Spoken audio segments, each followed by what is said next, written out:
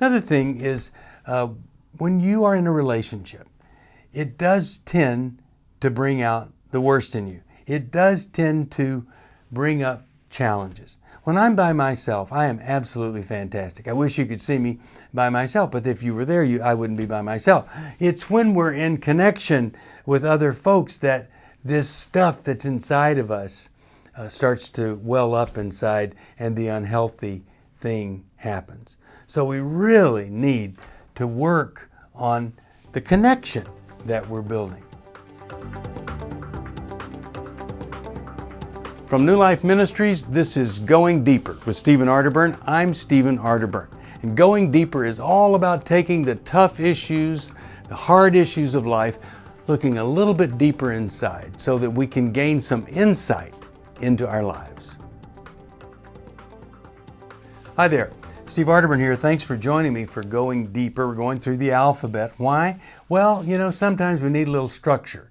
And we need a way of doing things. And today, that way, going through the alphabet, and we're at the letter M.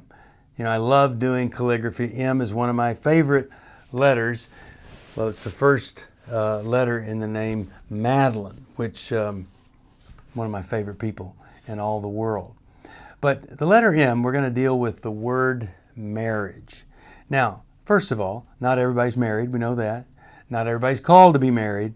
And a lot of people get married and then they experience another M word called misery. And we don't want that to happen. So let's start with your thinking about marriage.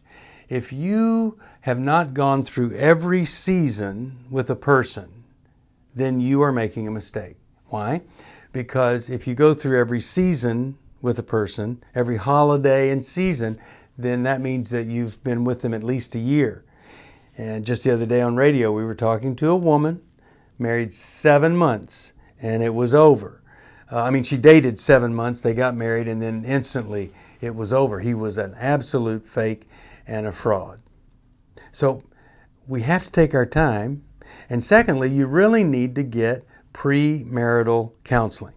You need to do that with somebody that is really good, and you need to give them permission to tell you this is the biggest mistake you could possibly ever make in your life. A lot of people, they go to a premarital counseling session to find out how to make the best of their marriage, but the counselor's sitting there going, this is never, ever going to work.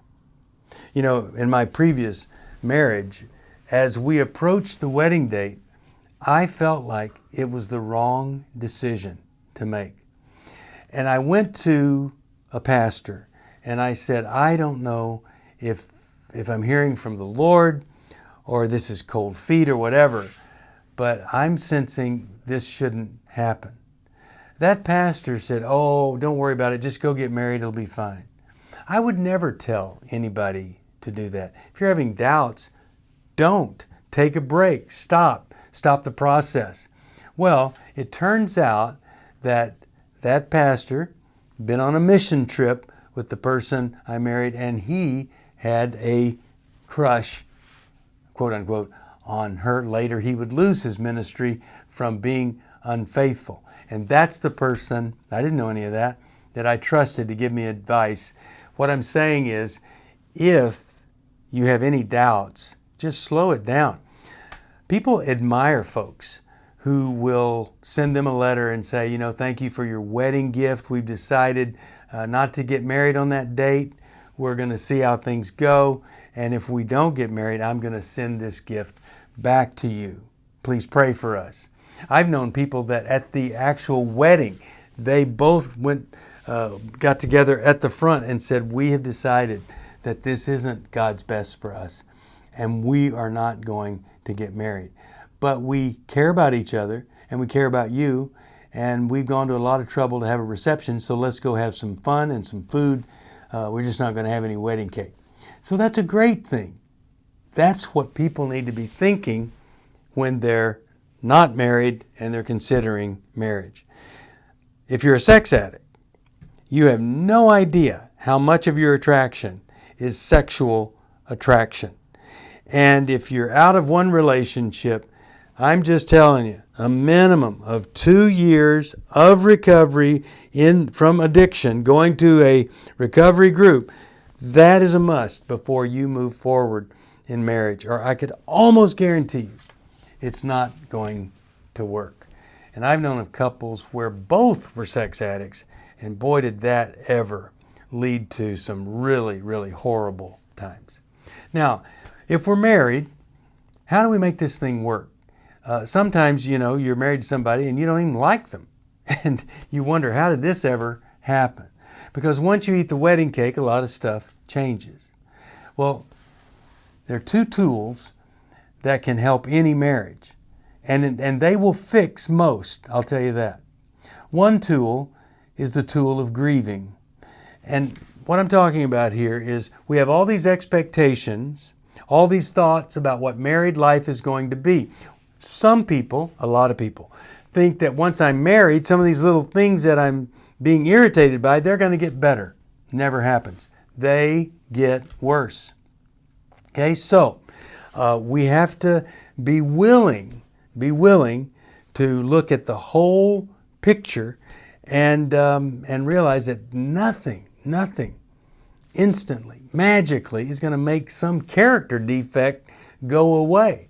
So I've got to be willing to grieve the loss of my expectation, grieve any kind of fantasy I had about that marriage, because reality is what I've got. And whatever that reality is, I've got to find a place of acceptance for it, or I'm going to be miserable the rest of my life. So I have to grieve the loss of what I thought it was going to be. And everybody has to get over their mom and dad.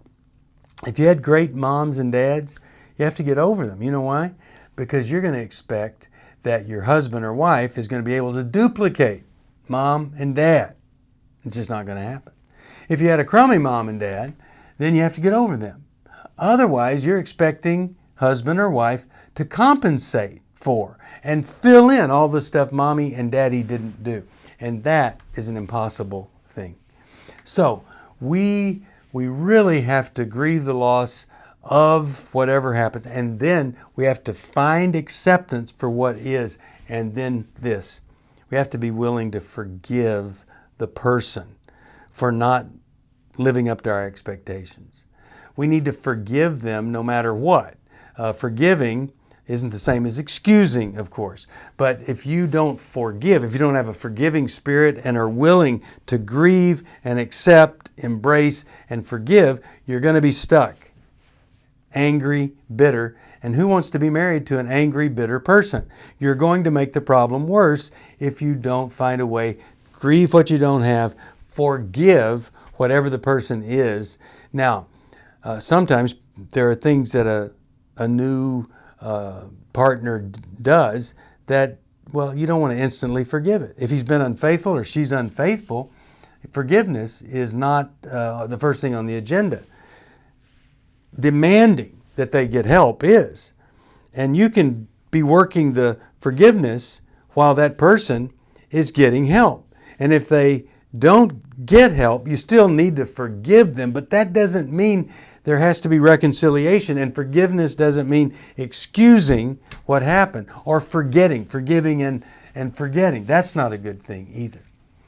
But the couples that can grieve what they don't have or grieve the loss that's going to come up, those are the couples that can find that place of forgiveness of each other and acceptance, and it really does go well for them.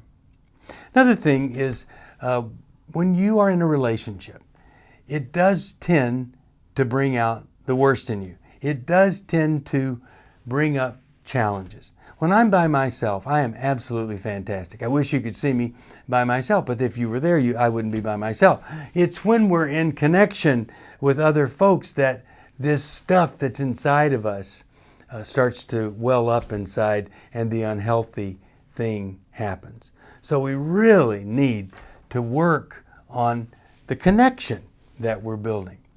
And I'll just finish by talking about intimacy. Intimacy needs to be emotional and spiritual before it becomes sexual. And when we don't do that, then one person is going to feel like they're being used or they're just an object. But when we spend time together and we try to develop an emotional and spiritual intimacy, many times whatever happens physically isn't so devastating if it isn't perfect, or it's not like we expected, or like in the movies. There are a lot of people that have a prostate surgery, for instance, and they can't perform sexually. You can still be a sexual person. You can still be intimate sexually with each other, even if something isn't working anymore. But a lot of people they don't know how to talk about that. They're embarrassed by it. But just being close, skin on skin, is such a healing thing and such a connecting thing that it's sad that people, when something doesn't work, they decide, well, we're just not going to try. We're not going to be involved with each other. So I would say the goal is to have a sexually satisfying marriage, no matter what the equipment is doing, and to know what feels good. Know that the other person receives joy or pleasure from something, and try to provide that.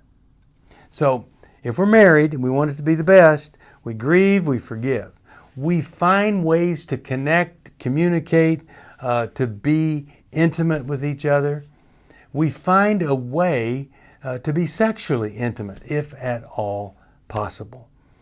And then if you're connected like that, you don't have these false expectations anymore. You've got a way of persevering through so many things. Hope that's helpful to you. Marriage is tough. It's also a source of some of the greatest joy that anybody could ever experience. And that's what I want for you. Well, that's it for Going Deeper, letter M, marriage. Thanks for joining me.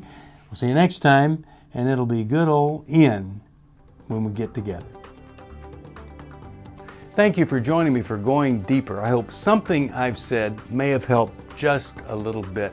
If you have a question you'd like me to answer or comment, just email me at stevesocial@newlife.com. I'll see you next time. If you want to support Going Deeper with Stephen Arterburn, be sure to subscribe so you never miss another episode. And if you know someone who would benefit from this episode, be sure to share it with them. See you on the next Going Deeper with Stephen Arterburn from New Life Ministries.